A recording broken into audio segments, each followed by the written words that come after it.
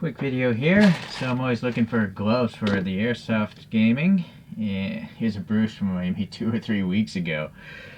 If you've ever played Airsoft, some of the worst shots to take are on the hands, on the fingers themselves. Like the tips of the fingers in particular, not very fun. So I bought these cheap motorcycle ones and, going for the armor, but even so, the BBs always hit where there is no armor, so there isn't enough here. So a brand called Valken makes these sort of things, but these are copycats. I got them at AliExpress, and they're cost a lot less, obviously, than Valken's. I wouldn't be surprised, though, if they're actually made at the same factory on a third shift or something illegally. Uh-oh, here's a problem. This is fake leather, I think, or maybe even real leather, but the problem is I sweat so much. That's why I like the mesh gloves, because I just throw them in the washing machine. But naturally, I don't think you should be throwing in leather or a fake leather into actually fake leather would be okay, because once this fake coating wears off, it'll just become a fabric glove. Well, anyways, let's continue on. Both of these are XL, and these cheapo ones here, they say Riding Tribe MCS-17. I've worn them one day of gaming, so for like 8 hours.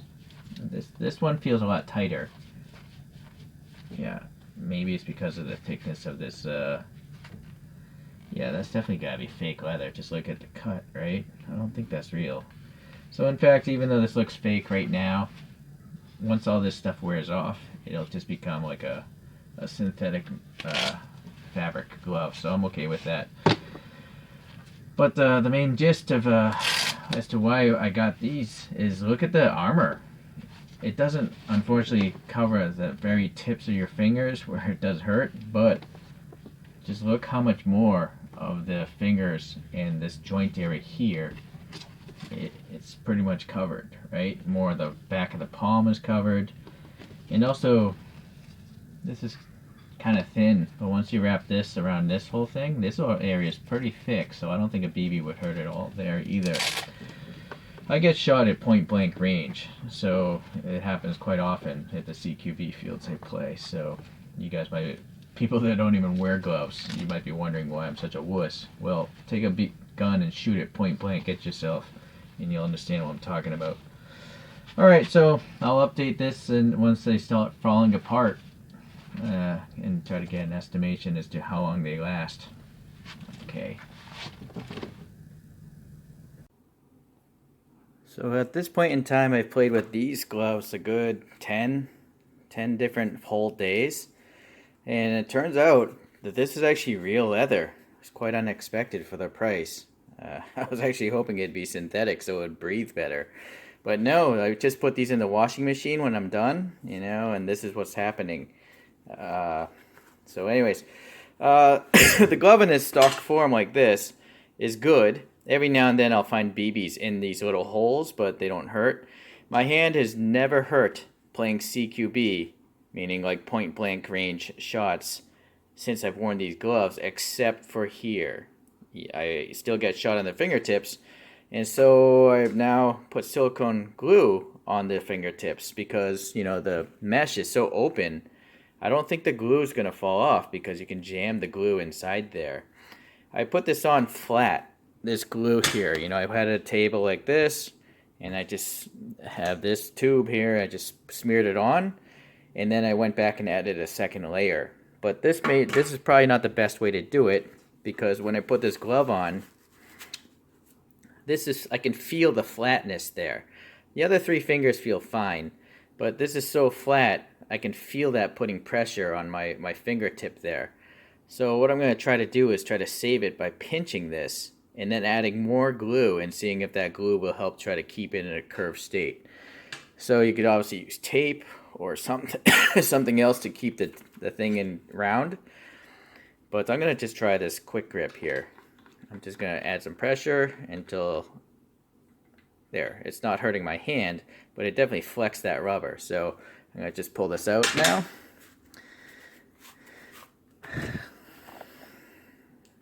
Just add some more silicone glue over the whole thing because I think I want to have, it form memory, I guess, a memory of a shape. And I think the more I have, the better it'll be. And now that I have that width set, oh boy, this is messy. Hold on, I gotta jam this up in here. All right, so now it pinched it and kind of rounded it, and now I have to just kind of leave that alone until the silicone glue dries out. Boy, hold on. All right, so that one's propped up. It's fine. The silicone glue puts off a really bad odor. It's probably causing brain damage, so you probably want to put this outside and let it dry or something like that. So I'm going to show you how I'm going to try a second method, and that's to pre-curve the glove. I'm not going to sit there and wear this glove as silicone glue dries out, right? But you can obviously see having a finger-like object in there would probably help it out and reduce that pressure point that I had on my first run. So I readily have some AA batteries here, but I guess a wooden dowel, the back of a screwdriver handle maybe, anything round really, and preferably rounded at the end. But that I don't know what, I don't have anything like that. So just gonna jam these 4 batteries in here, and then I'm gonna apply the glue and show you how I do it. It's pretty sloppy. You could obviously do it a lot cleaner than I do it, but these gloves aren't going to last very long because I machine washed them. First, I sweated them for a good 6 to 8 hours. So all my salt from my sweat is breaking down that leather. And then machine washing that leather is obviously not good for it either. But these gloves are cheap, that they're now my standard glove, and I just don't expect them to last forever. All right, so I've got the batteries all pushed up in there. Now, one mental note is if you use a gun with a small trigger guard, you might not even want to put it on this finger because theoretically maybe the trigger guard might protect you, but I have been shot in the index finger many a time, so I am going to put it on. Alright, so you can even see some of the shininess of the battery coming through, so that's how breathable this mesh is, but the good thing about that is now the silicone glue is going to grab into those holes, so I'm really pushing it into those holes first, right? That way the glue is never going to just fall off, even in a washing machine. And then after that's done, I'm just adding a layer, a layer like that. You could try to smooth it out, but I don't care. Okay, so just add some more here. And it seems to stick to this rubber too. So if you want to completely close off that little gap, maybe even protect the threads of that rubber piece. Alright, that's good enough for that one. Let's get the first layer inside those holes. That seems good. Now I'll add this a thick protective layer. Like that. And the last one. Just that first layer, get it into the holes. Right, so now, and as I mentioned with the first glove, you can add it in layers. You could let this dry out and add more if you want after, because silicone glue sticks to itself after it's cured, so that's a great thing. It's not very pretty to look at, but pretty sure it's helping because I don't really get painful finger shots anymore, even with these the first pass gloves I have there. Alright, it's been about half a day. Let's see how this stuff worked. First of all, this one. Let's see if putting it under tension. It does look like it's keeping a curve, right? But let's see. This is the ultimate test.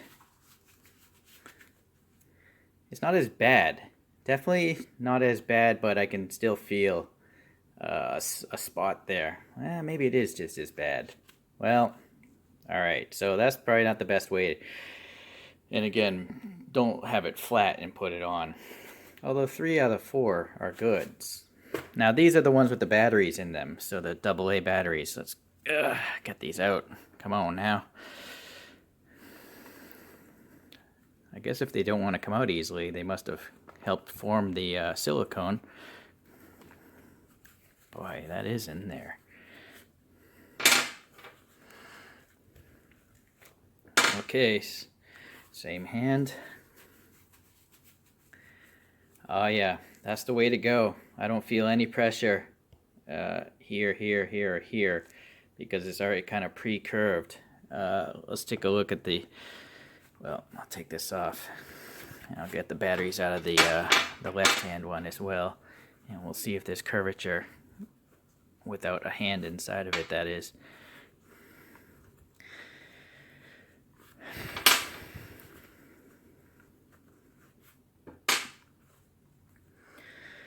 I know it's bad to use alkaline batteries, but I have an electronic door lock and it doesn't take rechargeables, which is kind of stupid.